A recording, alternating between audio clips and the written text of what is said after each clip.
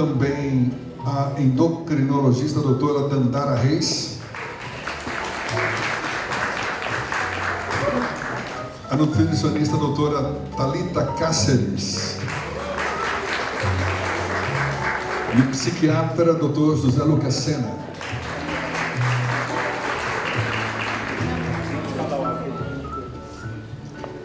Acho que a doutora Dandara é quem vai ter o início da palavra, é isso? Então, por favor, bom proveito. Bom dia a todos e todas. Primeiro agradeço a presença de todos em vir conhecer, o nosso serviço e participar desse primeiro simpósio do Hospital da Obesidade, que, como o nosso chefe já falou, será o primeiro.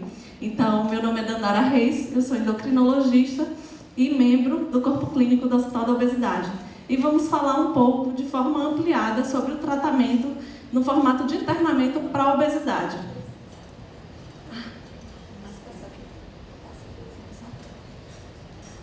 Então, vamos lá. Eu acho que não foi. Ao vivo, né, gente? Aí acontecem essas coisas. No meio? Ok, obrigada. Então, esse conflito de interesse, por fazer parte do corpo clínico do Hospital da Obesidade. E obesidade, tratamento da obesidade, o que sabemos, A obesidade está relacionada a comorbidades que se retroalimentam. Então, tanto a obesidade piora comorbidades, como a gente sabe que as próprias comorbidades podem piorar a obesidade. Dão um exemplo simples: diabetes, uso de insulina ou outros medicamentos que propiciam o aumento do peso do indivíduo. Além disso, a gente sabe que os próprios tratamentos para a obesidade, a gente tem um ganho, sim, de perda ponderal, mas existem efeitos colaterais e contraindicações. A gente sabe que a equipe multidisciplinar, multiprofissional, tratamento transdisciplinar, como queiram chamar, é fundamental nesse tratamento. E é importante, claro, se falou hoje de uma coisa que eu achei muito legal, que é uma coisa que a gente já faz. E o que esse indivíduo deseja, Qual é mesmo a meta e o resultado que ele quer? Então, e qual é a via de tratamento que ele deseja? E, além disso, quanto tempo tratar? Provavelmente, é o que a gente viu aqui, tratar para sempre, Já que estamos diante de uma doença crônica. Então, para a gente falar um pouco, assim, resumindo do nosso tratamento. Somos únicos? Não. A literatura, a gente trouxe aqui como referência os mesmos artigos que o Dr. Fábio trouxe. Existem outros tratamentos nessa modalidade, o que embasa teoricamente o nosso tratamento. São estudos que vão começando e a literatura vem mostrando dados de revisão mais recentes. Somos complexos, sim, somos muito complexos, porque nós queremos mais do que perda de peso. A gente quer mais do que melhorar a IMC, a gente quer qualidade de vida, porque isso também é vida, É importante, é saúde. Somos reprodutíveis, como eu disse, existe na literatura o que nos embasa. Então, provavelmente, sim, não exatamente no formato que fazemos, mas existem outros formatos de internamento para obesidade. Somos opção para qualquer idade, não temos contraindicação, E somos tratamento nutricional associado à atividade física, não. Nós somos muito mais do que isso, Nós somos um acompanhamento transdisciplinar. Então, essa foto, assim, a gente sugeriu esse slide para a gente ver o que é o Hospital da Obesidade, E quando a gente fala a palavra hospital, a gente pensa em um bocado de caminha branca, todo mundo deitado e aquele lençolzinho branco, Mas aqui a lei é balançar o esqueleto.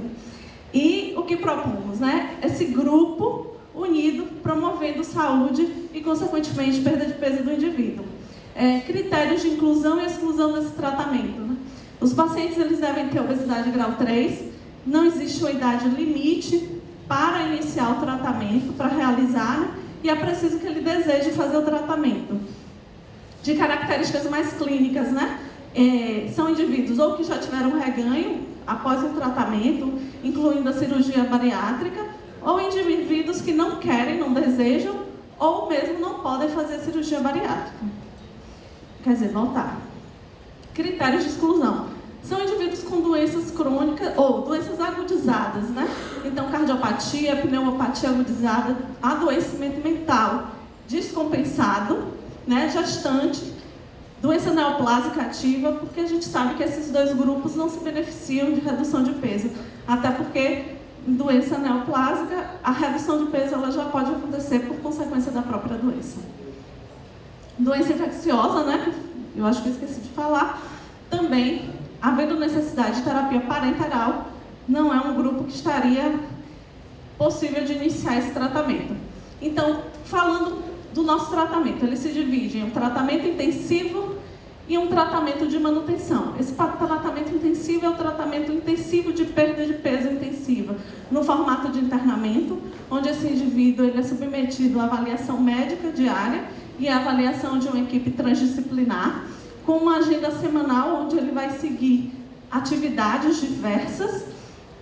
E esse paciente, além dessa parte mais biomédica, ele vai ter também acesso a uma programação cultural aos finais de semana, a grupos terapêuticos, que é uma parte educativa, que eu acho que a Carol vai falar um pouquinho mais, e também atividades extras, porque esse indivíduo ele precisa se encontrar, se reconhecer em algo mais do que só o tratamento médico necessariamente dito.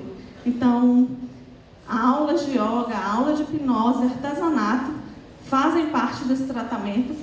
Para tudo que não é possível ser realizado dentro do ambiente do Hospital da Obesidade, existem as saídas médicas. Esses pacientes eles podem fazer tanto consulta como exame em ambiente externo e a presença de cuidadores quando é necessário. Então, menores de idade, eu acho que alguém falou assim, que o paciente fica preso, né? Não é preso. Então, pacientes menores de idade, alguns pacientes com adoecimento mental mais grave, eles podem sim necessitar de cuidadores ou pacientes com dificuldade de locomoção mais grave. O suporte de manutenção, o tratamento de manutenção, né, que é um tratamento de suporte, porque a gente entende que esse indivíduo ele passa por uma fase intensiva de perda de peso, mas que a gente não pode soltar ele. Não dá para jogar no mundo, na vida real, sozinho. É preciso continuar com o acompanhamento desses indivíduos. E nesse momento a gente conta com a equipe assistente que já acompanhava esse indivíduo previamente, né? Previamente ao internamento. Então nós vamos formar um time onde esse indivíduo, além dos médicos ambulatoriais que já o acompanham, nós vamos manter esse cuidado continuado de equipe transdisciplinar, onde ele vai mensalmente voltar ao serviço e, digamos, ser relembrado da importância do tratamento dele e relembrado de que a obesidade é uma doença crônica. Então, a fase intensiva do tratamento é apenas uma fase, é a fase 1, eu diria. O videogame precisa seguir, né? Então, vamos lá. Falando mais da nossa parte, né? A parte médica, puxando a brasa para a nossa sardinha. Então, esse paciente ele faz avaliação diária, ou por cardiologista, endocrinologista ou médico clínico. Além disso, a gente tem um acompanhamento 24 horas. Então, o paciente, além da avaliação diária, se há alguma intercorrência, ele vai ser avaliado pelo plantonista. E, além disso, a gente ganha com uma avaliação longitudinal desses indivíduos. Eles são seguidos por 3 diaristas diariamente, onde esses diaristas são exclusivamente endocrinologista e cardiologista. Cada dia nós temos 2 endócrinos e uma cardiologista. A gente tem também acompanhamento de cardiologia de segunda a sábado e a gente tem endocrinologia diariamente no nosso serviço.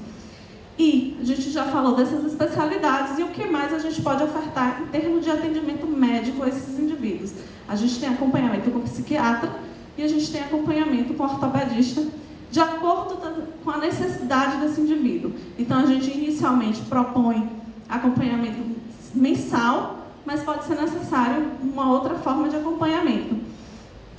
E nós fazemos transferências do indivíduo quando a gente tem uma intercorrência que não é possível ser abordada dentro do ambiente do Hospital da Obesidade, e para casos de descompensação psiquiátrica, a gente também dispõe de um serviço especializado de transporte desse tipo de indivíduo. Então, o acompanhamento médico ele é diário, com individualização e ajuste quando e se necessário da prescrição. Algumas pessoas podem achar que a gente vai suspender tudo, não, mas em alguns momentos a gente precisa se ajustar. A gente tem pacientes que entram usando insulina e esse é o nosso maior desafio, porque a gente coloca indivíduos em dieta restrita e com mais mobilidade. Então, a gente vai melhorar a resistência insulínica, a gente vai diminuir as necessidades de doses de insulina. né, e de outros remédios também. A gente tem um protocolo mensal de acompanhamento de exames, então esse indivíduo, na admissão, ele tem um grupo de exames onde deve ser realizado e a cada mês ele é acompanhado por um grupo específico de exames como uma forma de padronizar que todos os indivíduos terão uma avaliação laboratorial mínima e com isso a gente não impede que se faça avaliações laboratoriais complementares. E além disso, temos essa avaliação mensal, mas caso a caso é avaliada a repetição de exames. Pode ser a cada 3 dias, mês, semanal, então isso depende do indivíduo que a gente está tratando. A gente tem, como a gente fala, de um grupo transdisciplinar, a gente tem uma avaliação, uma reunião semanal, tanto dessa equipe transdisciplinar como das diaristas, para que a gente alinhe a conduta com esses indivíduos, né? O que é que está acontecendo. O uso de medicamentos anti-obesidade, a gente faz conforme protocolo de uso, então esse protocolo eles têm critérios de inclusão do indivíduo e também suspensão da droga quando não se atinge determinadas metas. E o tratamento de conjunto dos transtornos alimentares, né? Falar de obesidade sem falar de adoecimento mental e de transtornos alimentares, eu acho que seria muito superficial. Quais são as metas?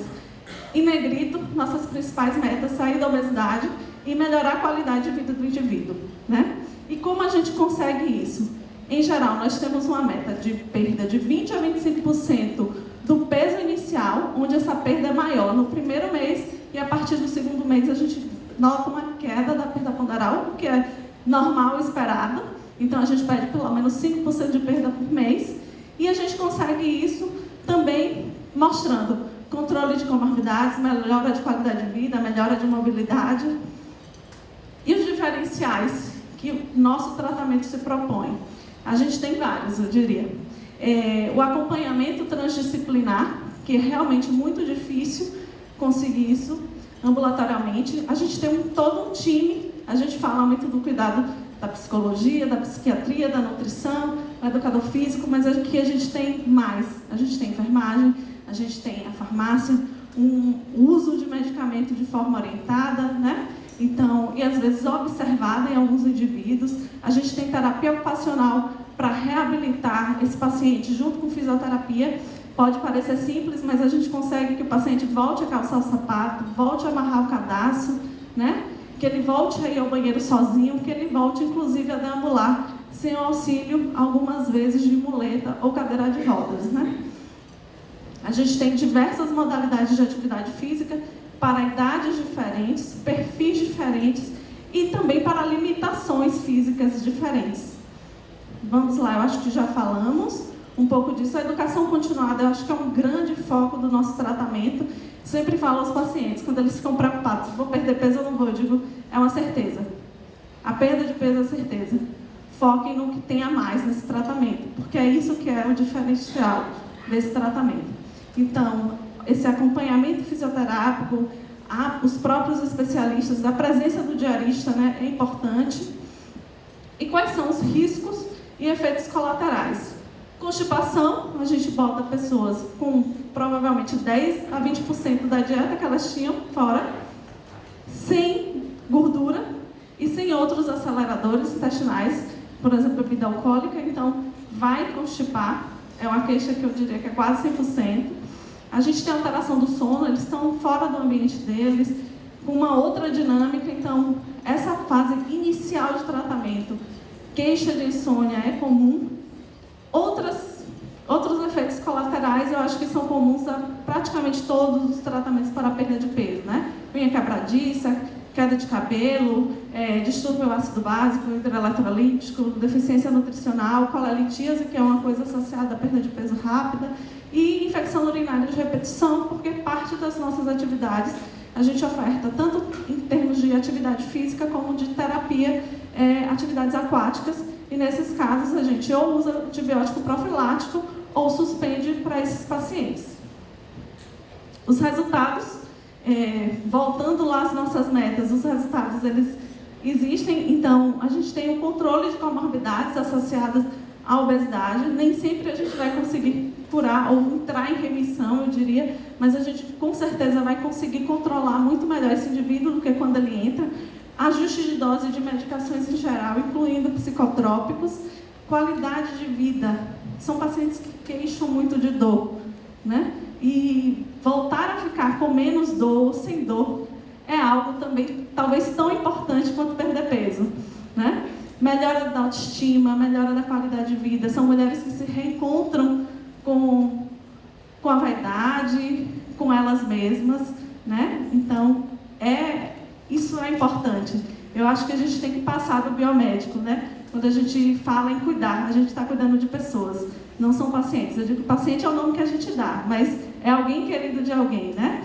Então, reabilitação, como a gente já falou, é um ponto importantíssimo. Retomada das atividades de vida diária é fundamental. Interrupção do tabagismo é algo que também se propõe a ser realizado durante o tratamento, se for o desejo do indivíduo.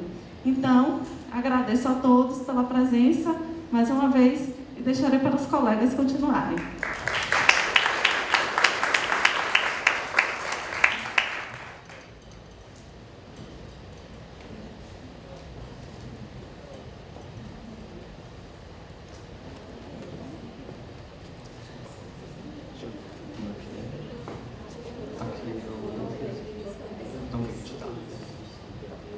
Então, bom dia, eu sou José Lucas, sou psiquiatra do Hospital da Obesidade. Primeiramente, eu gostaria de dizer que é muito interessante ter esse momento para discutir sobre obesidade e o papel de nós psiquiatras nesse tratamento. Então, bem, a maioria da população aqui já tem um trabalho com obesidade e a gente sabe quais são as consequências clínicas, a prevalência crescente da obesidade e também a sobrecarga psíquica associada à obesidade. Por outro lado, já puxando a brasa para a psiquiatria, além dos prejuízos sociais, laborativos, acadêmicos, do sofrimento clinicamente significativo, os transtornos psiquiátricos são também associados a consequências clínicas relevantes. Então isso mostra que há uma íntima relação entre transtornos psiquiátricos e obesidade. Eu queria primeiro dar um panorama para vocês da epidemiologia de alguns transtornos mentais e daqui vocês podem perceber que pela prevalência estimada desses transtornos psiquiátricos a gente consegue ter uma ideia de que transtornos psiquiátricos são comuns e que inevitavelmente na população que chega ao nosso consultório, seja obeso ou não, a gente vai ter esses transtornos psiquiátricos vão aparecer. Mas, quando a gente vai observar a ocorrência de transtornos psiquiátricos em pacientes obesos, as coisas se mostram mais evidentes. Então, em doenças mentais graves, a gente consegue observar uma taxa maior de obesidade e sobrepeso comparativamente aos controles estudados. Quando a gente vai olhar especificamente para cada transtorno psiquiátrico, a gente também observa algumas relações. Então, por exemplo, em relação ao déficit intelectual, retardo mental, nós temos síndromes genéticas que são associadas a déficit intelectual e também à obesidade, como a fome hipotalâmica da síndrome de Prader-Willi, por exemplo. Quando a gente observa o transtorno do espectro autista, a gente também observa uma maior taxa de obesidade, sobrepeso, TDAH, transtorno bipolar, transtorno depressivo, transtornos ansiosos. E, especificamente em relação à compulsão alimentar, a gente observa uma prevalência de 2% na população geral e de 30% em pacientes obesos. E essa prevalência aumenta conforme o aumento também do peso desse paciente, com uma taxa 10 vezes maior em pacientes com obesidade grau 3 versus obesidade grau 1. Então, como é que essa relação ocorre entre obesidade e transtornos psiquiátricos? Ela acontece de várias maneiras. Então, tanto transtornos psiquiátricos podem piorar ou acarretar a obesidade, medicamentos psiquiátricos podem piorar ou acarretar a obesidade pode piorar ou acarretar transtornos psiquiátricos e medicamentos para perda de peso podem interferir no tratamento de transtornos psiquiátricos. Vamos dar uma olhadinha em como é que isso ocorre. Então, o aumento do apetite, ele pode ser um sintoma em diversos transtornos psiquiátricos. Então, por exemplo, um déficit intelectual por uma redução do controle inibitório e da impulsividade. No transtorno bipolar, no transtorno depressivo, o ganho ou a perda de peso são alguns dos critérios sintomáticos para o diagnóstico. E isso pode ocorrer tanto por aumento de apetite da própria condição da descompensação, como o prejuízo do autocuidado que pode advir dessas condições. No caso da ansiedade generalizada, embora não seja um critério sintomático para o diagnóstico, a gente observa que pacientes com ansiedade descompensada podem apresentar um comportamento beliscador, pode também apresentar uma piora da compulsão alimentar e, para a compulsão alimentar, também por redução do controle inibitório da impulsividade, quando o paciente apresenta uma perda de controle na ingestão de alimentos. Por outro lado, o aumento do apetite também pode ser decorrente de medicamentos psiquiátricos, tá? Então, talvez os mais conhecidos sejam realmente os antipsicóticos. Então, existe um risco alto com a clozapina e a olanzapina especificamente, e um risco moderado com a risperidona, paliperidona, iloperidona, quetiapina. Isso ocorre por conta de antagonismo do dopaminérgico, efeito antihistamínico, efeito alfa-2.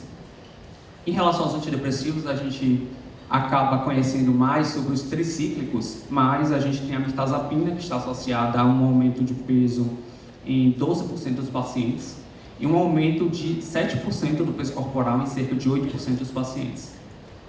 Embora a gente não costume associar o aumento de apetite e de peso com os ISRS, os inibidores seletivos da recaptação de serotonina, nós temos alguns que são sim associados, apesar de, pelos estudos, não se mostrarem tanto, né?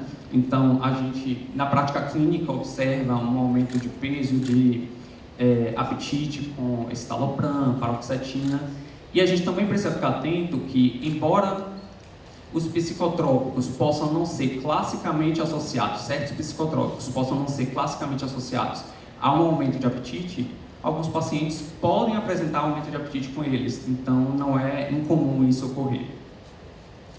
E os anticonvulsivantes, que foram recentemente, a pregabalina especificamente, recentemente aprovado para tratamento de transtorno de ansiedade generalizada e também para transtorno de pânico, também está associado a aumento de peso em 10 a 14% dos pacientes.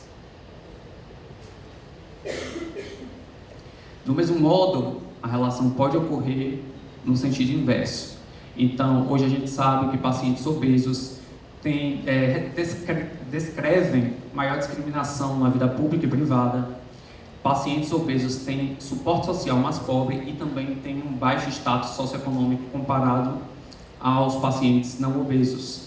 E além disso, a gente sabe como a obesidade é um fator de risco para diversas condições clínicas.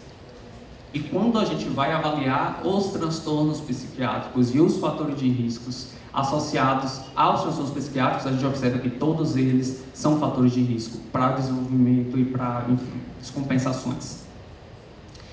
Do mesmo modo, em relação aos medicamentos para perda de peso, a gente tem que observar com cuidado a prescrição nos pacientes, especialmente se eles já são portadores de algum transtorno psiquiátrico. Então, por exemplo, em relação aos antidepressivos e psicoestimulantes, eles têm um risco de virada maníaca em pacientes que têm um diagnóstico de transtorno bipolar.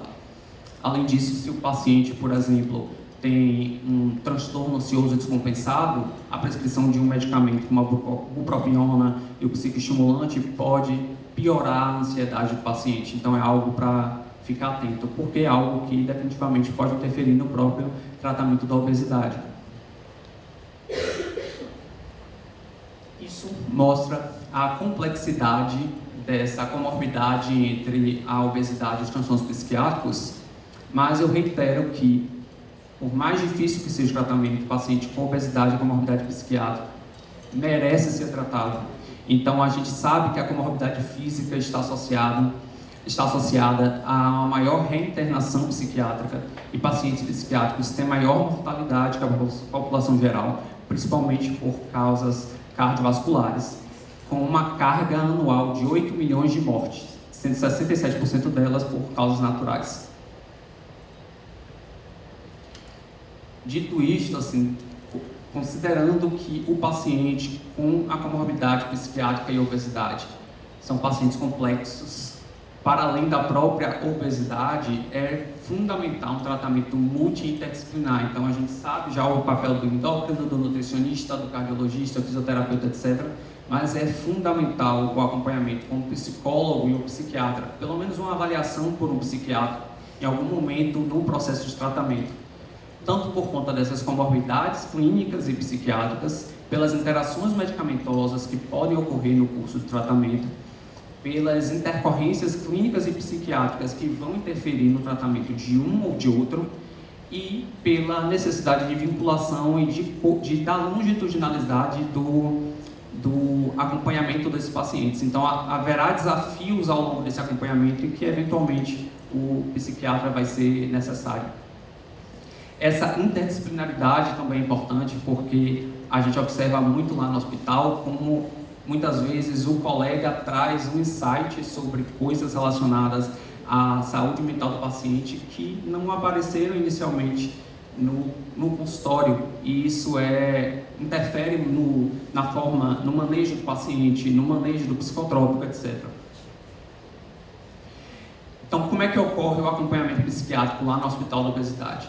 Todos os pacientes que são admitidos, tenham ou não um diagnóstico pregresso, eles são avaliados, são admitidos, e aí nós coletamos a história desses pacientes, observamos os psicotrópicos que o paciente utiliza.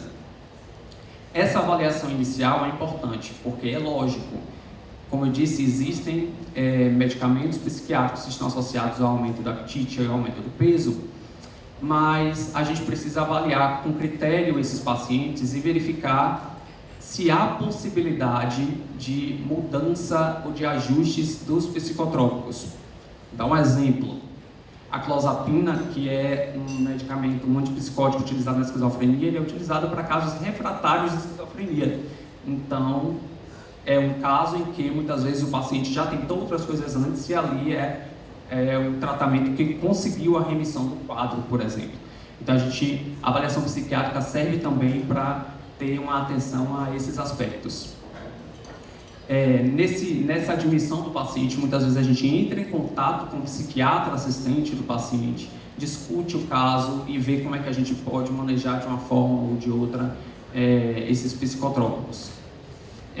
Posteriormente, após a admissão, também todos os pacientes serão acompanhados pelo menos mensalmente. Isso vai ser importante porque, imagine, o paciente está internado, está muitas vezes distante da família durante um período importante, vão ter restrições alimentares, além dos próprios desafios que virão com perda de peso, restrição alimentar, etc. Então, muitas vezes a gente ajuda nesse manejo sintomático. Esse manejo sintomático também para insônia, para ansiedade, etc. Não necessariamente num paciente com um transtorno psiquiátrico em si, mas na população internada. O psiquiatra também vai ajudar no suporte às intercorrências. Então, eventualmente, um paciente psiquiátrico pode apresentar uma descompensação lá do seu transtorno psiquiátrico de base e ser necessário um ajuste medicamentoso ou até uma transferência para uma clínica psiquiátrica ou um hospital clínico, se necessário. Quais são as contraindicações psiquiátricas à internação? Então, principalmente um transtorno psiquiátrico descompensado com risco a si próprio ou terceiros.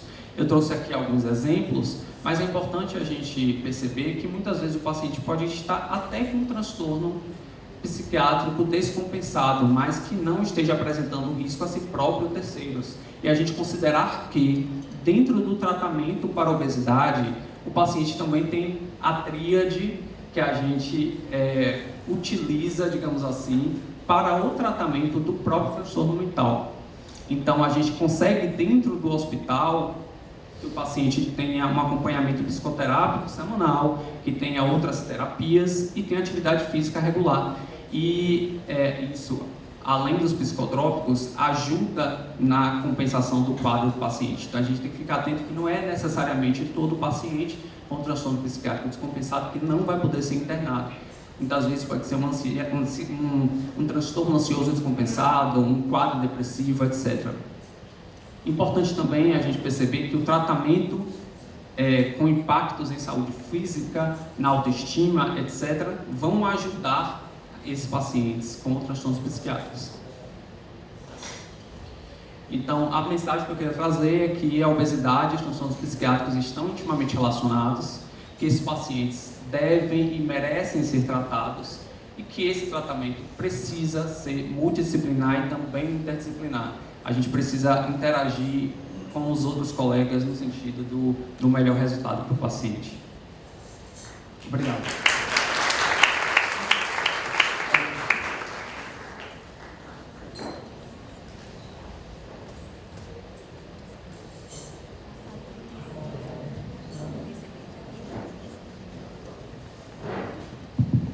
Bom dia, gente. Antes de falar sobre o que a gente faz, eu vou falar que a psicologia cuida. Cuida independente da condição do indivíduo.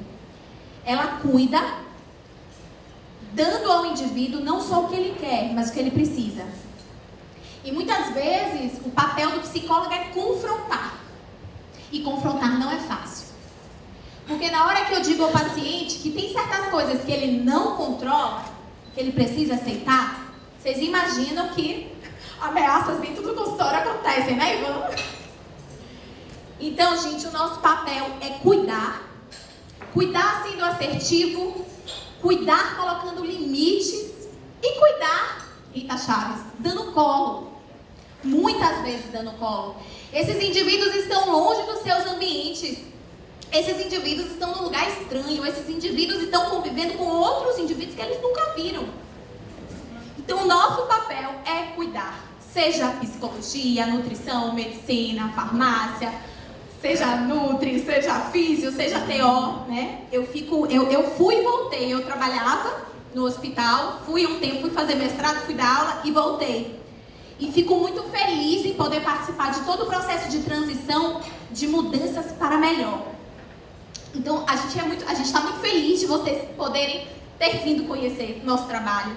E a gente convida vocês a ir lá, né, doutor Sérgio? Conhecer de perto esse dia a dia nesse lugar que é mágico e é transformador, gente. Temos falhas? Temos, como qualquer empresa, qualquer hospital, mas é transformador. E eu ouço isso todos os dias. Agradecimentos, emoção, choro, abraço, tá? Então eu queria trazer essa parte emocional minha, assim, porque eu acho que faz parte do processo. Não tá indo. Realmente? Tem que apertar. Gente, essa aqui é a nossa equipe, tá? Somos 6 psicólogos. Eu e Jane, a gente faz uma parte mais de gestão do processo do grupo da psicologia, tá? E os 4 psicólogos fazem atendimentos diários aí, né? Cada paciente tem direito a um atendimento por semana, mas a gente também faz atendimento em crise. Bom, do que sofre a pessoa com obesidade? Vocês falaram de muitos sofrimentos. Doutor Fábio, doutora Ana Mayra, o Lucas, tá? Mas essa pessoa, ela sofre de vazios, ela sofre de faltas. Faltas essas diversas. Falta de colo, falta de uma nutrição afetiva eficaz na primeira infância, falta de rotina, falta de limite. São muitas faltas. E a comida entra aí no processo de aprendizado como um processo que aparentemente dá conta dessas faltas. E até dá, imediatamente até dá. A questão é que ela não se sustenta. O prazer, né, essa liberação aí de dopamina, a priori, a imediato, ela dá conta. Mas e o depois? Depois vem o quê? Aí vem a necessidade de mais e mais comida. Ou de álcool, enfim, de outras substâncias que a gente sabe que também podem ocupar esse lugar. E a associação disso, essa relação, ela se torna adoecedora. Onde deveria o alimento estar ali só cumprindo função nutricional, o alimento ocupa uma função psicológica. E é isso que a gente vai tratar. E lá, doutora Ana Mayra, a gente trabalha com educação e saúde, trabalhando sobre os aspectos da infância e adolescência que tornaram esse indivíduo carregado de crenças sobre si mesmo e comportamentos disfuncionais como ele ficou. Então a gente vai trabalhar esse pregresso, essa história de vida pregressa. E vamos cuidar das famílias também. Então, assim como o modelo de explicação da obesidade, ele é um modelo né, que envolve multivariáveis.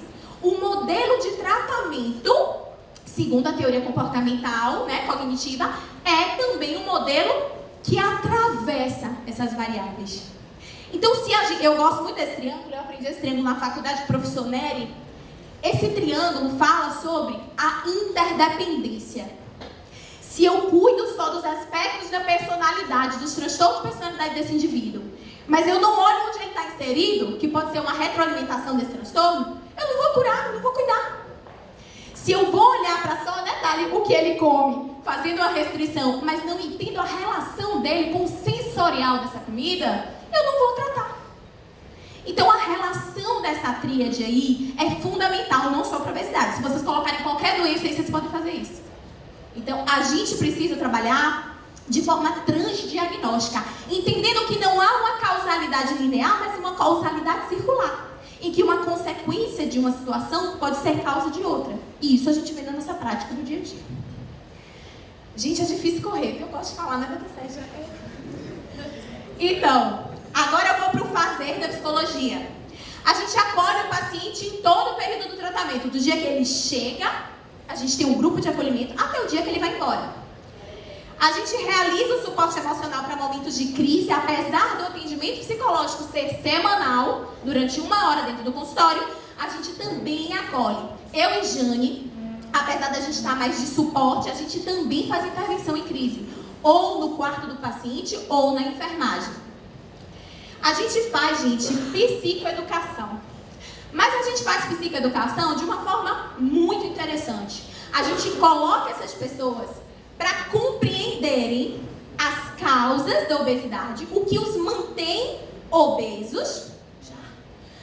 Mas a gente vai trabalhar um modelo de educação para o autoconhecimento. E que através do autoconhecimento eu sou capaz de transformar a minha vida. A gente identifica aspectos emocionais, sociais, familiares que contribuíram para esse processo, inclusive para a manutenção e para a dificuldade do reganho de peso, né? Então, o que me faz reganhar, já que eu sei perder, já que eu sei eliminar peso? Mediar o processo de ressignificação de crenças, que é um processo bem da psicologia ambulatorial. E proporcionar esse espaço para o autoconhecimento, que a gente acredita, nossa filosofia é que autoconhecimento é a chave para a transformação e manutenção de novos hábitos. Aqui são as atividades individuais do psicólogo, a partir da abordagem da TCC, um trabalho ambulatorial. A gente faz esse acompanhamento e intervenção de crise. A gente aplica um protocolo de admissão que inclui instrumentos da psicologia e escalas de saúde para acompanhar a questão de compulsão, de transtornos de humor, junto com o Lucas. E a gente elabora relatórios de prorrogação, necessidade do paciente continuar. A gente tem toda essa comunicação aí com os planos de saúde. Atividades coletivas. Então, além de grupos educativos em que a gente trabalha o aprender sobre si mesmo através da história, relacionada ao que eu como eu como, o que minha família influenciou, o que a mídia me influencia a comer, tudo isso a gente ainda faz vivência terapêutica com grupos específicos.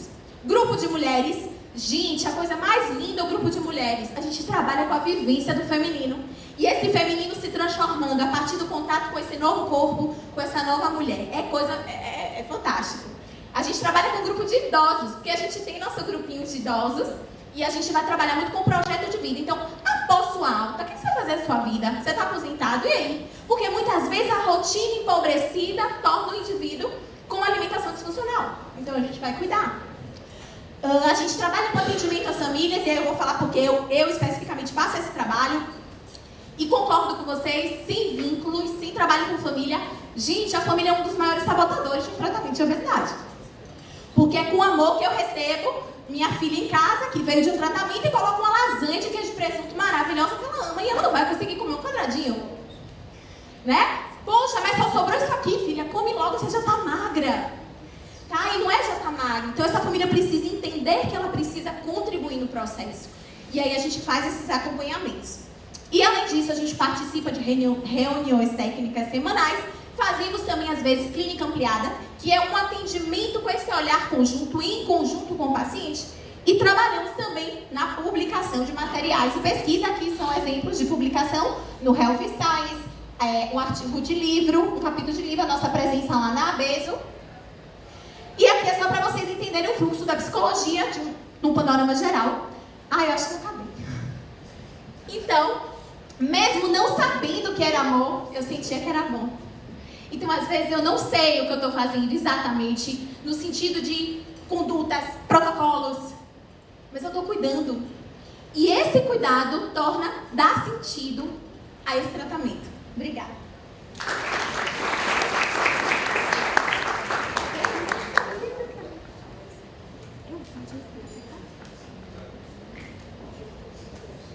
Bom dia a todos. Eu sou Thalita, sou nutricionista do Hospital da Obesidade e hoje eu estou muito feliz de ver tantos profissionais aqui reafirmando seu compromisso em trabalhar com a obesidade e mudar essas estatísticas que nós vimos hoje, diversos números falando sobre isso e que estão cada vez mais assustadoras. E para contextualizar, eu queria focar um pouquinho na última estatística que foi feita pela Covitel, só avaliando a prevalência de obesidade após o período de pandemia, que foi realmente impactante e a gente está vendo isso no consultório todos os dias. Eu acredito que vocês também estão vivenciando essa prática. E esse dado, quando ele separa por faixas etárias, eu destaco essa faixa etária de 18 a 24 anos, que traz um número expressivo de aumento de prevalência de obesidade de 90%. E não só por ser um número expressivo que eu trago esse destaque, mas porque essa é a população do futuro do nosso país. É a nossa futura população economicamente ativa. Então, nós precisamos ter um olhar ainda mais dedicado a essa faixa etária, que está realmente fazendo um aumento muito significativo nessa prevalência de obesidade. E como estratégia para tratamento na visão nutricional, eu trouxe essa sugestão que foi o posicionamento da ABESO publicado em 2022 sobre o tratamento nutricional de pacientes com sobrepeso e obesidade e que fala em promoção da saúde global do indivíduo com obesidade. E eu gosto muito dessa expressão saúde global, porque nós não estamos mais falando só sobre perda de peso. Então nós temos aí como estratégia nutricional principal o déficit calórico, ele ainda é o mais indicado, e a modificação comportamental, que os estudos hoje eles associam o déficit calórico com a mudança comportamental como estratégia mais eficiente no tratamento da obesidade em termos nutricionais. E quando nós falamos em déficit calórico, é importante nós pensarmos para uma perda de peso sustentável na saciedade desse indivíduo, que é um dos principais desafios para esse paciente em déficit calórico, e no prazer, quando nós estamos falando em mudança comportamental. Porque ele precisa associar essa nova mudança a um prazer, a uma nova estratégia de vida que ele vai entender como interessante para a vida dele. E quando eu falo de prazer na alimentação, eu gostaria muito de trazer esse estudo, que ele é muito interessante falando sobre a sensação de prazer na alimentação. Nos receptores de sabor da nossa língua, eles trazem uma ativação da noradrenalina, que faz uma ativação do tecido adiposo marrom e pode melhorar a termogênese. Resumindo, nós estamos falando que sentir prazer ao se alimentar pode ser uma estratégia muito importante como auxiliar no emagrecimento. Então hoje nós pensamos também em como ressignificar o prazer desse indivíduo, porque nessa imagem que nós trazemos aqui é o conceito mais comum que nós temos de alimentos hiperpalatáveis como um sanduíche, como um alimento fast food, e é muito fácil conseguir uma sensação com esse alimento. Mas dentro do Hospital da Obesidade nós trabalhamos com a ressignificação desse prazer, com a qualificação desse prazer, entendendo qual o benefício desse alimento na minha estratégia nutricional, alinhado com o meu objetivo, e isso traz o que Carol trouxe sobre o autoconhecimento, o que é que eu quero para mim, e como esse alimento interage com o meu objetivo pessoal, dentro da minha perspectiva de vida. E quando falamos em saciedade, então uma das estratégias que nós utilizamos, além da composição nutricional dessa alimentação desse paciente, rica em proteínas ou com fibras, o que nós podemos incrementar, nós trabalhamos muito a educação com relação à mastigação, porque nós temos diversos estudos aí já falando que a mastigação ela é uma estratégia importante para a inibição de hormônios orexígenos, por exemplo, mas também no estímulo à termogênese. Então a mastigação ela melhora não só o comportamento desse paciente no sentido da perda de peso, mas nós observamos, por exemplo, que a mastigação ela melhora todo o funcionamento do trato gastrointestinal desse paciente, é onde tudo começa. Então, o movimento peristáltico através da mastigação e uma alimentação de comportamento mais tranquila, ela vai melhorar a absorção de nutrientes. E quando nós estamos falando de uma dieta de muito baixo valor calórico, nós precisamos aproveitar todos os nutrientes que nós temos nessa dieta. Então, a mastigação é uma estratégia que nós utilizamos muito com os pacientes. Então, o objetivo da terapia nutricional é melhorar a saúde do indivíduo, ressignificando a sua relação com a comida. Porque não é simples fazer uma dieta de muito baixo valor calórico com um paciente com obesidade. Então, nós temos como ferramentas comportamentais o Mindful, aulas práticas na cozinha experimental para que esse paciente entenda como ele pode produzir alimentos para ressignificar eventos sociais, como ele pode fazer alimentos em casa para melhorar a sua saúde intestinal, quais alimentos ele pode explorar, técnicas de construção de sabor, então nós trabalhamos isso.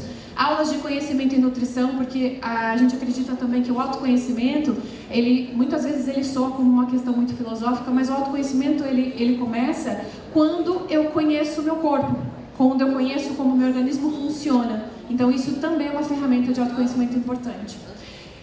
Opa.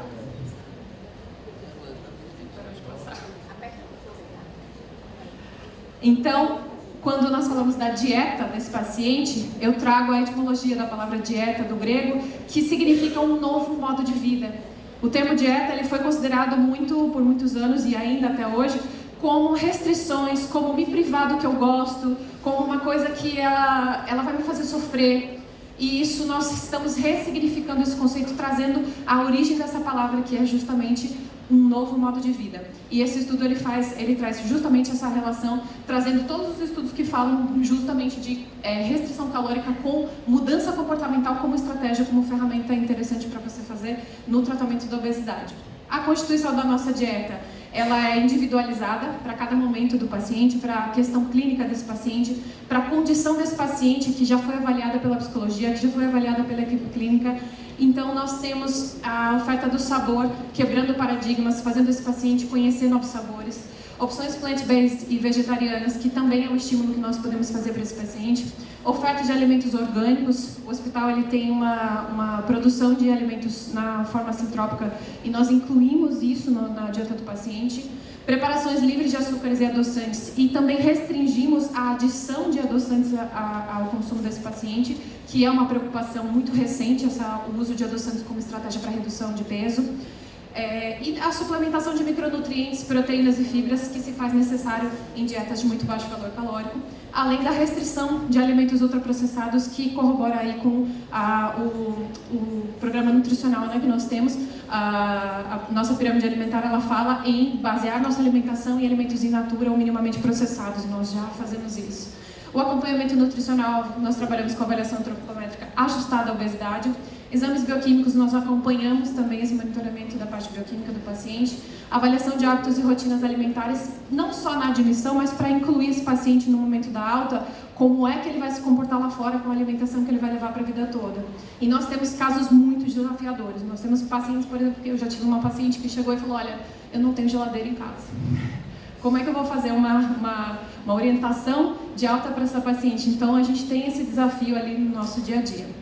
A capacitação técnica da equipe de nutrição também, participação contínua em cursos, simpósios, palestras, produção científica também nós estamos fazendo. E eu gosto muito de destacar que para estudos de comportamento alimentar ou de intervenções nutricionais, nós temos padrão ouro ali dentro, porque nós temos como observar todas as variáveis desse paciente em termos de alimentação. Qual é a prescrição dietética que eu fiz? Como é que eu vou analisar a aceitação desse paciente? Eu consigo monitorar se esse paciente está se ausentando de refeições, por exemplo. Então, a gente tem um controle muito interessante para poder fazer uma produção científica nesse sentido. E eu gostaria muito de convidar vocês a refletir, a partir de hoje também, quais são os dados que nós queremos ver nesses números de estatísticas nos próximos anos.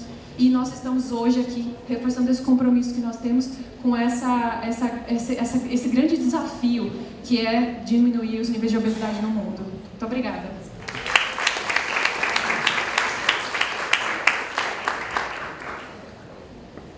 Nós temos tempo agora para perguntas objetivas, respostas objetivas também, mas é o que está dentro do previsto, então, por favor, é só levantar o braço.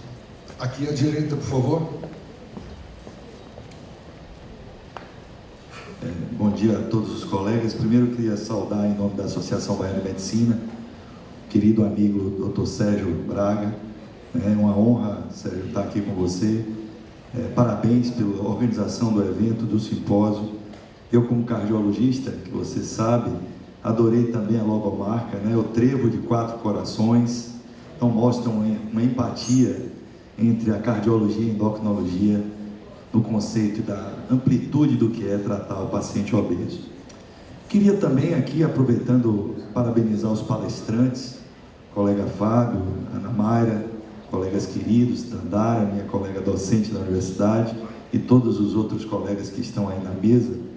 E, ao saudar esses colegas, mostrar também a importância, talvez, de desenvolver projetos em conjunto, Fábio. A BES, o SBEM e também a Sociedade Brasileira de Cardiologia, eu participo do conselho da Sociedade Brasileira, a gente tem um projeto chamado SBC Vai à Escola.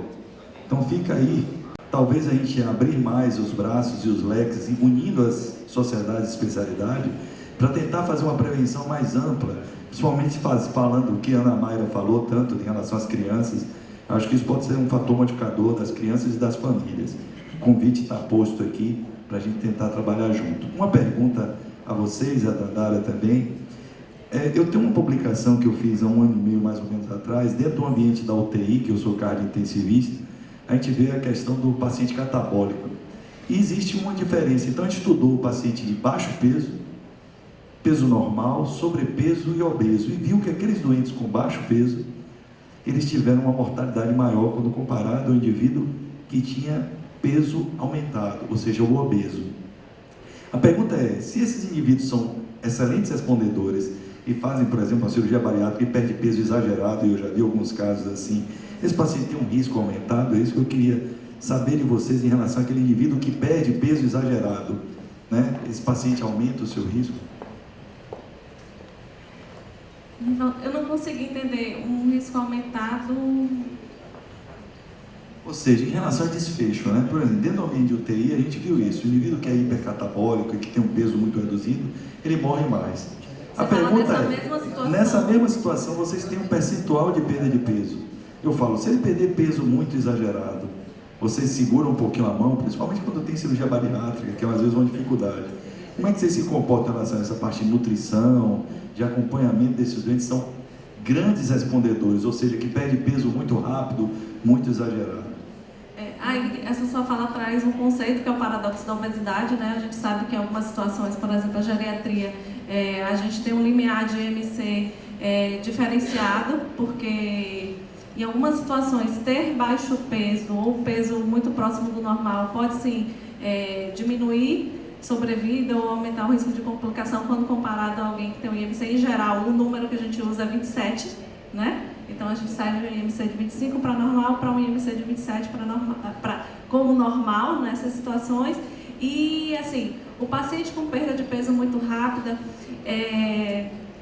não é tão comum no nosso serviço. Quando a gente inclusive vê algo desse tipo, a gente busca, será que estamos deixando de ver outra coisa, né? É importante. Eu acho que a gente tem que entender que tratar a obesidade, e é muito bom estar aqui falando com vocês, porque a gente vê que hoje o tratamento da obesidade é feito por pessoas, às vezes, que não têm o compromisso necessário, né? Então é importante que a gente entenda que existem pessoas sérias, existem serviços sérios, onde o peso não é o único foco e que a gente consegue olhar o que vai para além e esse indivíduo de uma forma ampla, né? Na cirurgia bariátrica, eu acredito que deve ter, sim, alguns que são grandes respondedores. Provavelmente isso deve acontecer nas técnicas que tem o componente desabsortivo, né? Não só nas técnicas restritivas, e provavelmente deve haver, eu não sei se existe um estudo específico no nosso grupo, mas pode sim ter um pior desfecho, porque quando eu perco muito rápido, provavelmente eu não perco, é o que a gente já falou aqui, eu não perco só adipócito, né? Se fosse assim, seria muito bom. E se viesse aquele adipócito de circunferência abdominal, seria melhor ainda, mas eu perco tudo junto. Então, eu vou ter perda muscular intensa, eu provavelmente vou ter um grau de desnutrição, porque a cirurgia desabsortiva, um componente não é só diminuir o que eu como, mas diminuir a absorção do que eu como.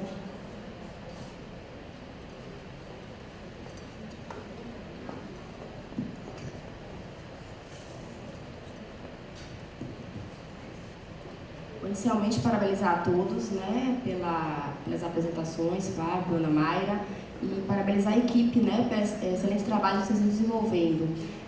Na verdade, Dandara, eu queria entender um pouquinho melhor a questão dos protocolos, né? Eu achei assim, que hoje a gente vem falando muito, extremamente importante a gente individualizar o tratamento do paciente.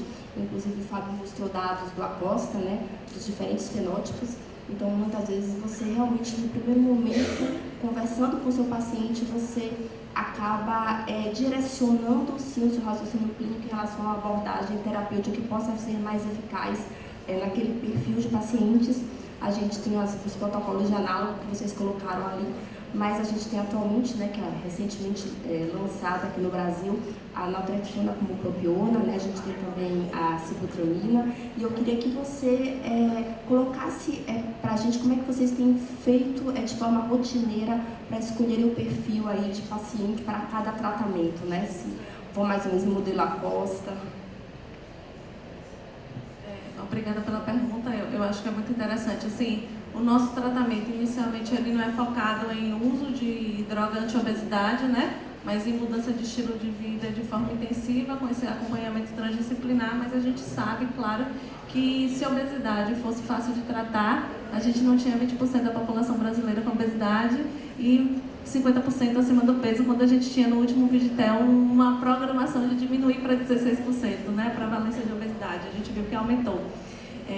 Então a gente usa assim medicamentos, o que tem liberado hoje. A Orlistat a gente não usa porque assim, a gente já tem uma dieta restritiva, a gente já tem uma baixa oferta de gordura, então a gente entende que o paciente não se beneficia. A sibutramina, quando a gente trabalha no serviço, a gente tem que ir a fundo, né? Quando a gente vai ler realmente efeito de sibutramina, assim, se fala muito de efeito de termogênese, mas quando a gente vai para o estudo buscando termogênese, a gente vê que teve um estudo em pessoas com IMC saudável, normal, né? Mas quando a gente vai buscar os outros estudos e que mostram muito em mulheres com síndrome de ovário policístico, a gente não encontra esse efeito. Sibutramina não é liberada em outros países, o que limita a literatura disponível, né? Então, em algumas coisas a gente não tem respostas. Os análogos hoje, eles são o que a gente tem de melhor para a terapia farmacológica da obesidade. Então, a gente tem os protocolos, apesar de não estar ainda liberada a forma, a apresentação da semaglutida obesidade, a gente usa para o paciente em manutenção, porque, como a gente falou, o nosso programa de manutenção é esse suporte. Então, a gente entende que aquele paciente que faz a manutenção de forma adequada, ou seja, ele realmente vai mensalmente, ele faz essa relembrança do tratamento. Em geral, a gente, nesses pacientes, a gente teve uma pergunta que foi ótima, da doutora Lina, antes de começar, como é, assim, reganho. Eu diria, a gente tem a moeda do contrário. O paciente que adere, ele consegue manter o peso, né? Então, a gente sabe que a terapia farmacológica é uma aliada para a liraglutida. A gente tem um protocolo para os pacientes internados. A gente nunca começa o tratamento dentro do primeiro mês de tratamento, porque a gente entende que esse indivíduo é aquele indivíduo que a gente está conhecendo. A gente está conhecendo em vários aspectos. A gente está conhecendo emocionalmente como esse indivíduo, a gente está conhecendo como vai ser ele em perda ponderal, porque a gente, como nós temos metas mensais de perda de peso, a gente acredita que se o paciente ele consegue atingir as metas, o tratamento farmacológico ele perde um pouco o valor, porque assim, ele já está em restrição. Ele não vai ter um paciente que ele vai encontrar comida, né, ad libido para ele, então ele vai comer apenas o que é ofertado. Aí esse controle, digamos, de adquirir o alimento através do remédio perde um pouco o valor no serviço. Mas pacientes, como eu disse, que não atingem a perda ponderal, 5% mês, ou que tem uma fome excessiva, às vezes o paciente sofre, né? A gente já teve uma paciente que eu atendi, nunca me esqueço, uma noite, e ela virou para mim assim, ela fez: eu não preciso de remédio, eu não preciso de Rivotril, eu preciso de um pão, eu preciso de uma fatia de pão. Então, assim, existem pacientes que eles vão ter, eu acho que a obesidade e o adoecimento mental e a relação com a comida, às vezes ultrapassa o que a gente vem começando a falar de compulsão alimentar há alguns anos, que foi estabelecido como doença no último DSM, né, no DSM-5. Antes não se falava de compulsão alimentar como transtorno alimentar. E o último capítulo mesmo de transtornos alimentares latino-americanos, a gente vê que basicamente se fala dos outros transtornos e a gente de 4 turnos teve um turno falando sobre compulsão alimentar. Mas hoje a gente já tem novos conceitos, inclusive o conceito de adicção alimentar, né? Então, para alguns pacientes, o remédio ele vai ajudar, não só para peso, mas para esse conforto. Sem querer ser repetitivo, mas parabenizar aos palestrantes, à mesa que está excelente. É uma alegria enorme aqui ver pessoas que trabalham comigo e Lucas, né, que foi nosso residente de clínica médica.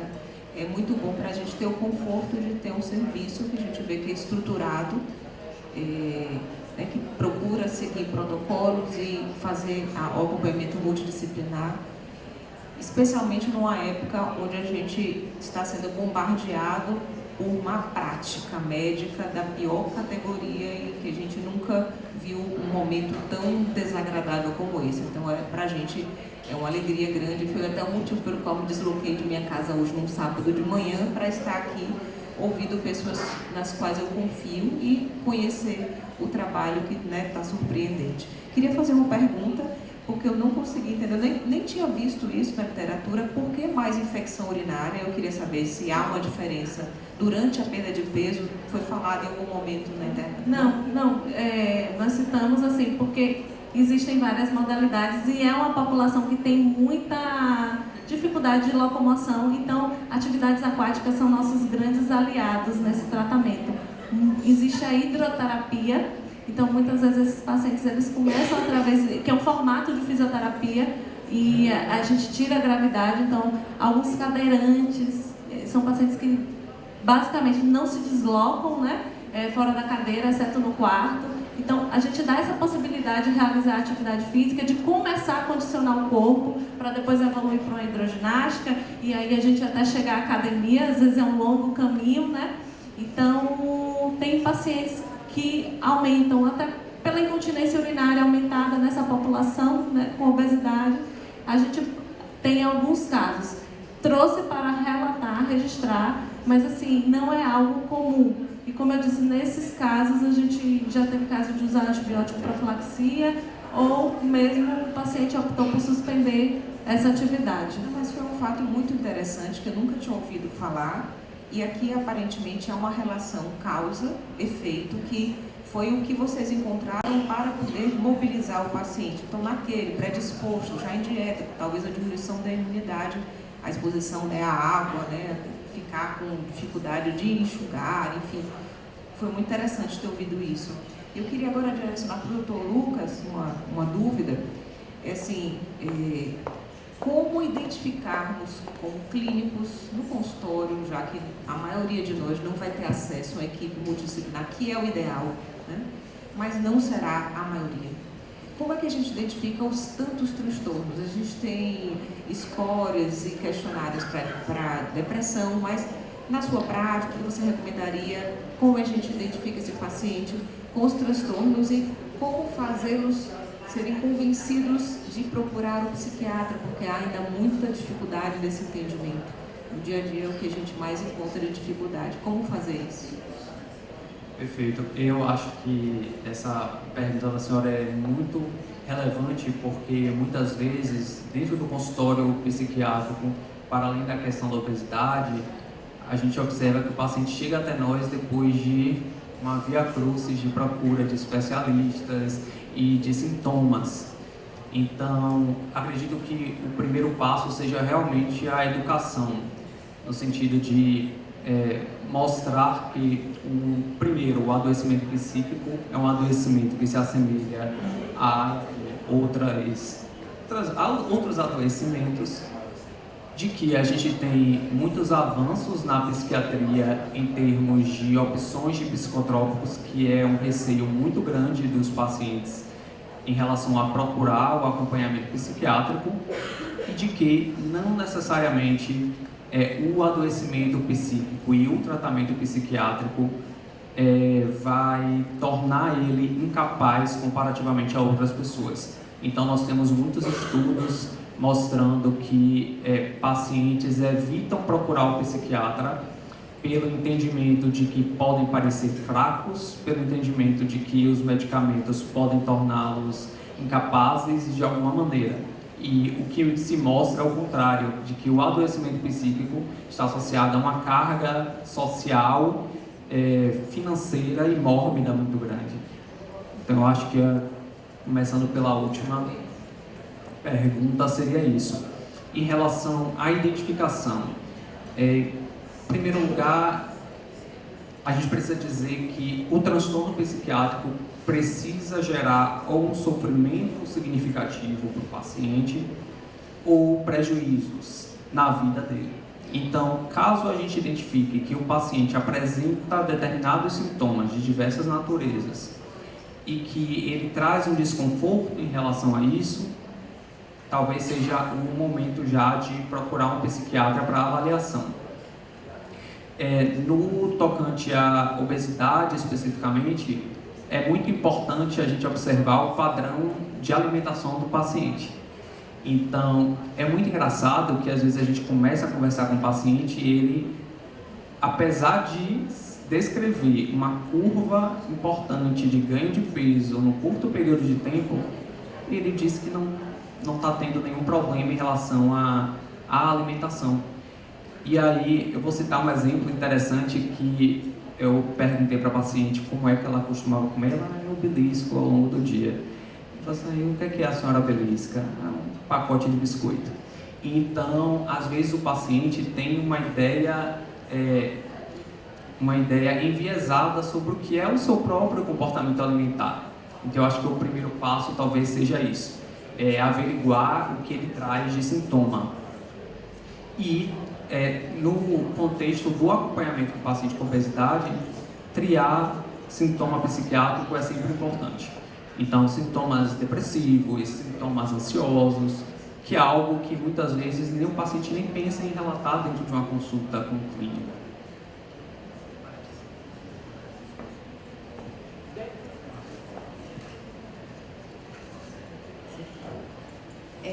Lucas, um questionamento que eu queria saber de vocês, como é que tem funcionado, né?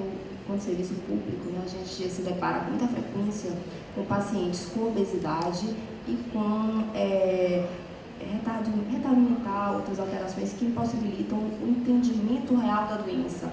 Então, ele vai muitas vezes acompanhado da genitora ou do genitor, alguém que de alguma forma presta essa assistência para ele do ponto de vista domiciliar. E com muita dificuldade muitas vezes, porque a falta de compreensão da doença, das comorbidades, faz com que o paciente sabote o tratamento, né? Acorda durante a noite e vai na geladeira. Enfim, vocês têm acolhido esse perfil de pacientes e como é que tem sido a experiência de vocês no Hospital da Obesidade com esse tipo de pacientes? Você respondeu, eu só que tem a ver. Uma das coisas que eu acho que tem muito a ver entre endocrinologia, obesidade e psiquiatria é o estigma, né? Eu estou vendo um estudo que o uso de medicamentos de psiquiatra a pessoa para muito mais do que às vezes até em relação à obesidade, justamente por causa desse estigma, né? Que é algo que tem que ser bem trabalhado, né? Só um complemento. Nós tivemos alguns exemplos desde que eu entrei lá no hospital em relação a pacientes que tinham essa demanda em relação a déficit intelectual. Então, e a gente pegou pacientes com graus diferentes, assim, de autonomia nesse processo. Tivemos, inclusive, um exemplo de uma paciente com deficiência intelectual e que ela própria não conseguia contribuir de modo algum com os próprios aprendizados em relação à alimentação, uso de medicamento, etc. Em termos até de psicopatologia, a gente não conseguia extrair muito, a gente tinha um pensamento muito empobrecido. Nesses casos, é muito importante a educação dos familiares. Se o paciente não tem disponível, não tem à sua disposição a alimentação que não é saudável, etc., isso facilita e muito o tratamento desse paciente, porque o próprio déficit intelectual faz com que ele tenha uma dificuldade de elaboração em relação ao seu controle de impulso, etc.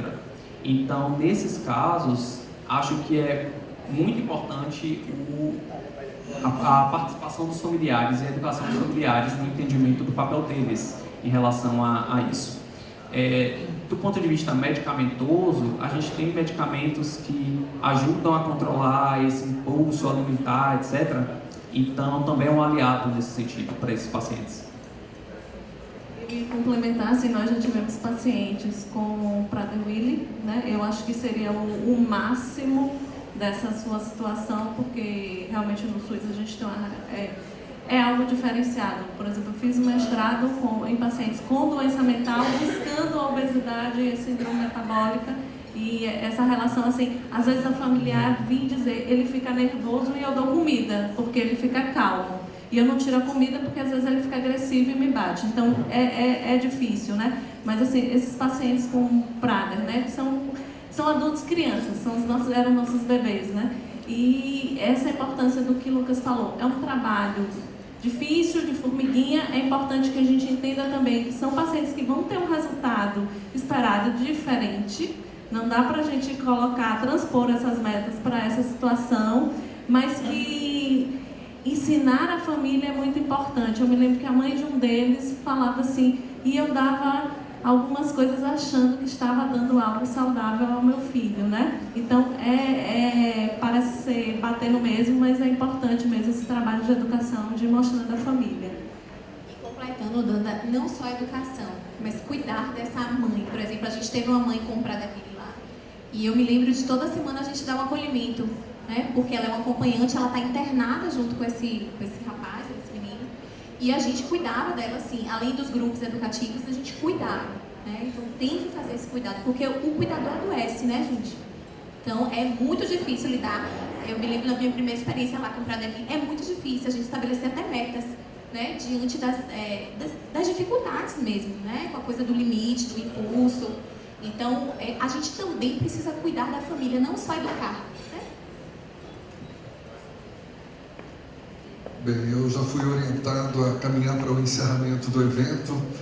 A gente reitera que qualquer outra dúvida ou pergunta que possa ser encaminhada aos contatos dos participantes. E muito obrigado pela participação, por esse painel. Muito obrigado pela participação de todos também.